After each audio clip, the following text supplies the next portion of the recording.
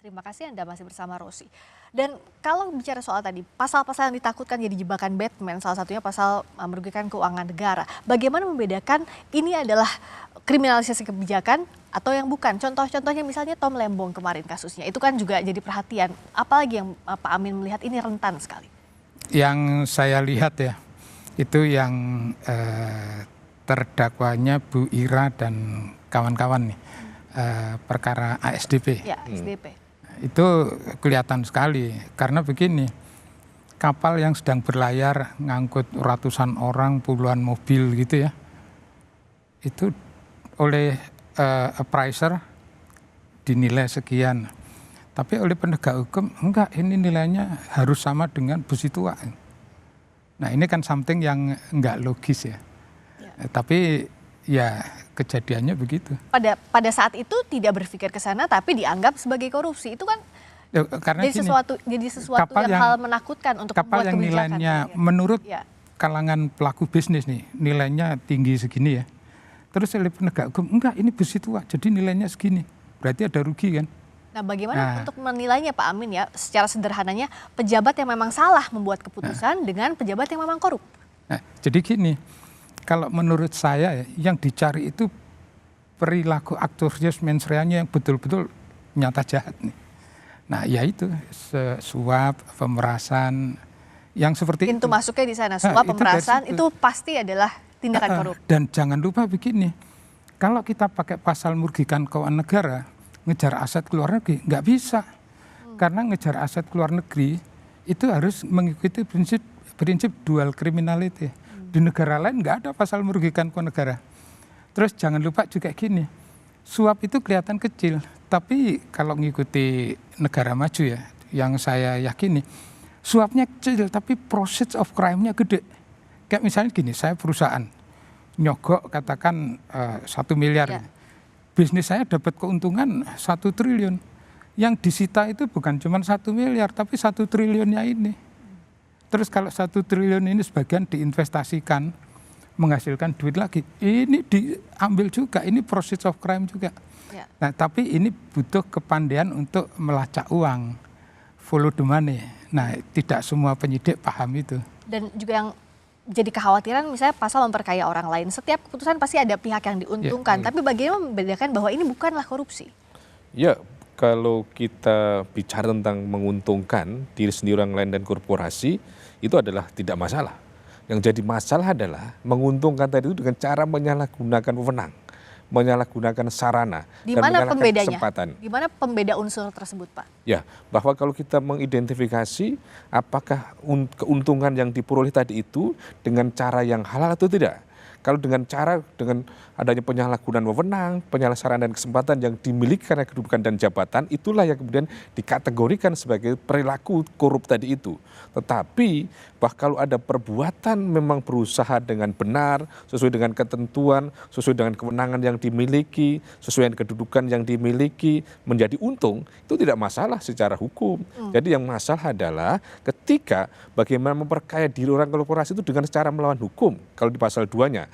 Tetapi dalam pasal 3-nya adalah kalau memperuntungkan diri sendiri orang lain dengan cara menyalahgunakan wewenang, itu yang tidak dibolehkan. Jadi tidak bisa dilihat secara parsial, itu ada secara kumulatif pemenuhan unsur tadi itu. Nah, dalam praktiknya ini bagaimana membedakan itu kalau dari sisi KPK misalnya melihat pejabat negara ini memenuhi unsur korupsi atau tidak dalam hal kebijakan tadi, pakai wewenangnya secara benar atau tidak? Betul, jadi kalau misalnya gini, saya ngambil keputusan. Tujuan saya ngambil keputusan ini apa? Oh, kalau tujuan saya menjadikan PT A ini ya supaya dia untung lah. Salah. Tapi kan untuk membuktikan saya ngambil keputusan ini punya tujuan supaya PT A ini untung. Kan apa yang penegak hukum itu yang harus dibuktikan. Itu yang harus dibuktikan. Nyari buktinya. Itu. Jadi karena kadang-kadang gini, saya ini tujuannya supaya kantor ini prosesnya cepat nih, tujuan saya itu. Terus ternyata sudah membayar rekanan, nggak bisa cepat juga. Tujuan saya kan bukan memperkaya dia. Tujuan saya supaya sistem proses di kantor ini cepat. Tapi rekanan yang bantuin ternyata gagal gitu kan. Nah ini kontraknya kan jelas. ini kalau dibilang sebagai saya bertujuan memperkaya rekanan, buktinya apa? Yang ada kan saya punya tujuan proses bisnisnya bisa cepat nih.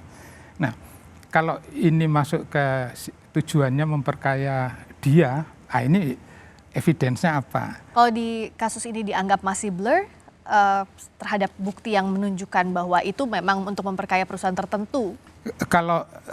Kalau itu buktinya masih blur, berarti yang benar yang dissenting. Oke. Tapi kalau buktinya ada, secara langsung ke sana. Yang benar yang empat lagi. majelis. Cuma kalau bagi saya ya, buktinya blur atau enggak, ntar dulu. Saya ingin tahu fakta hukum tadi. Ya, memang alat bukti itu kan harus terang cahaya, bahkan melebihi terang cahaya. Harus betul-betul terang benderang terhadap peristiwa tadi itu. Sehingga tidak menimbulkan perdebatan.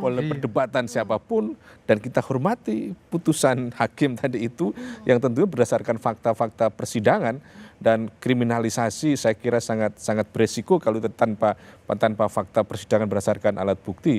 Dan kalau kita cermati rangkaian penegakan hukum kasus ini sangat terbuka, sangat transparan, dan kita menilai sebuah putusan bukan sekedar amarnya, tetapi bagaimana konsistensi, korespondensi, koherensi antara fakta-fakta pertimbangan dan petitumnya, itu yang harus kita nilai. Dan menurut saya dengan adanya kasus ini setidak-tidaknya memberikan pembelajaran bagi kita semuanya bagaimana terhadap pengadaan suatu barang tadi dilakukan secara hati-hati, dilakukan secara cermat gitu. Dan upaya hukum lanjutan yang akan ditempuh adalah banding, termasuk juga oleh terdakwa Nadiem Makarim. Karena kita berpegang juga bahwa asas in dubio pro reo, tidak boleh ada keraguan-raguan, beyond reasonable doubt. Apa yang harus disiapkan di banding nanti? Menurut saya nih, jaksa maupun advokat mengajukan banding silahkan aja, bagus. Tapi yang buat saya yang paling penting itu majelis hakim banding nih. Jangan sampai ngambil keputusannya keliru. Nah, karena itu menurut saya, karena putusannya ada dissenting ya, pasti ada yang nggak pas kan. Menurut saya majelis hakim banding harus melihat betul fakta persidangan. Nah, supaya bisa fakta persidangan yang betul-betul fakta, majelis hakim banding sebaiknya minta rekaman sidang yang dimiliki oleh KPK. KPK punya rekaman sidang dari ketok palu awal sampai selesai putusan, lengkap. Saya mau tanya singkat saja tapi dijawabnya. Dengan hakim kemarin yang jadi perdebatan juga lah, hakim langsung keluar tidak memberikan kesempatan bagi terdakwa menanggapi putusan, apakah itu wajar? Itu yang diprotes juga oleh Nadiem Makarim dan kan kemudian langsung menyatakan banding kan, kemudian menyatakan banding, dan kemudian jaksa hari juga menyatakan banding, dan kita tunggu bagaimana pengadilan tinggi. Tetapi yang menarik lagi adalah bahwa ketika jaksa menuntut berapa uang pengganti berapa 4,5 triliun itu, hakim tidak memutuskan karena itu adalah wilayah TPPU. Nah, menjadi clue TPPU. Tapi tadi yang soal hakim keluar dari persidangan tidak memberikan kesempatan bagi terdakwa, apa Anda melihat wajar? Langsung keluar saat diminta oleh kuasa menurut saya yang dilakukan oleh majelis hakim itu menyimpang dari prosedur yang wajar. Karena biasanya kebiasaannya ditanyakan. Biasanya kan menanyakan dulu gitu kan. Nah, tapi penyimpangan itu tidak mengurangi validnya putusan. Jadi ya salah prosedur atau Dan gitu ini aja. akan berlangsung ke banding. Kita harapkan nanti bukti di sana seterang cahaya agar tidak ada keraguan-raguan, karena fiat justisia ruat caelum. Ini ada gium yang harus dipegang bahwa hendaklah keadilan ditegakkan meskipun langit runtuh. Terima kasih Pak Amin, terima kasih Prof. Suparji sudah hadir di program Rosi kali ini. Terima kasih. Terima kasih banyak. Terima kasih saudara Anda telah menyaksikan Rosi. Kita jumpa lagi Kamis depan hanya di Kompas TV Independen Terpercaya. Saya Friska Clarissa, selamat malam, sampai jumpa.